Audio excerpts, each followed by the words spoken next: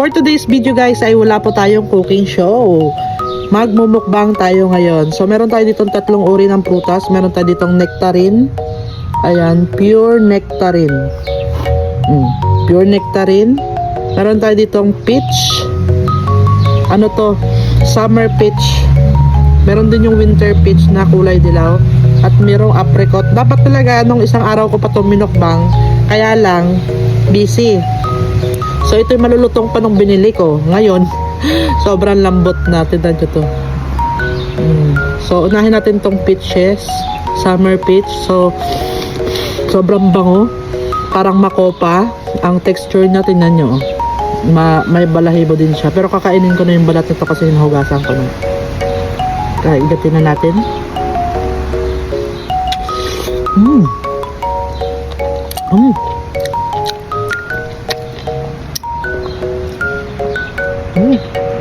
Ano kaya lasa?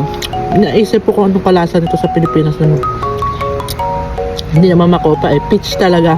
Kung nakakatikim kayo nung nasa can, ganitong lasa. Pero mas masarap yung kulay dilaw.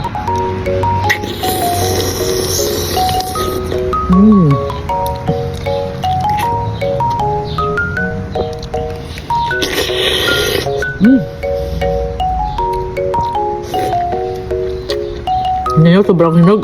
Sobrang juicy niya na.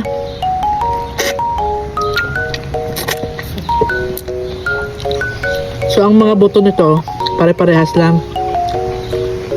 Ngayon natin yung balat na sasamid ako eh. Tapos yung buto.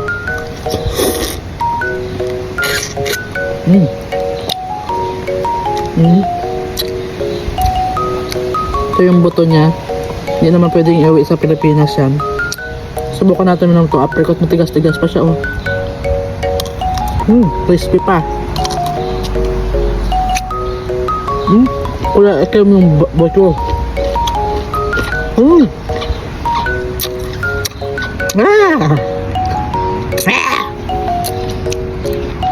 Asim. Tapos nakakangilo. Parang mangga.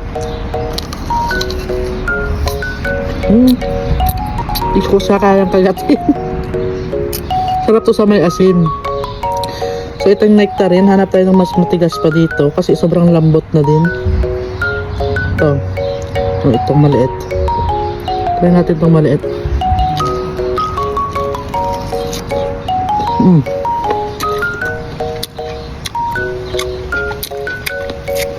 Ito masarap.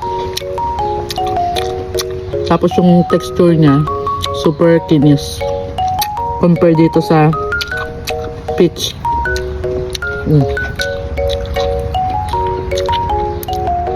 Parang pareha sa apple no, pero hindi ito apple, nectarine.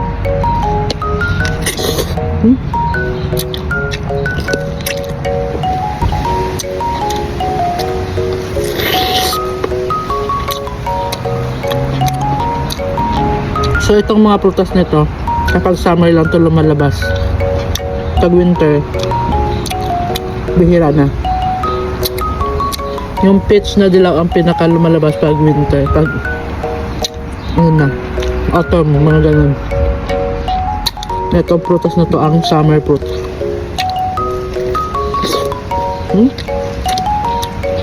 Mas nagustuhan ko to sa lahat.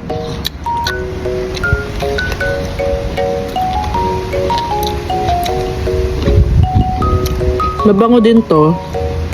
Kaya lang hindi siya sobrang bango katulad ng peaches. Parang may aroma lang. May hambayin ko to sa guava sa Pinas.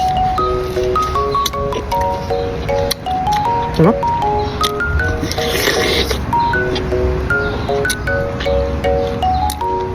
Tapos yung buto niya oh, mabuhok.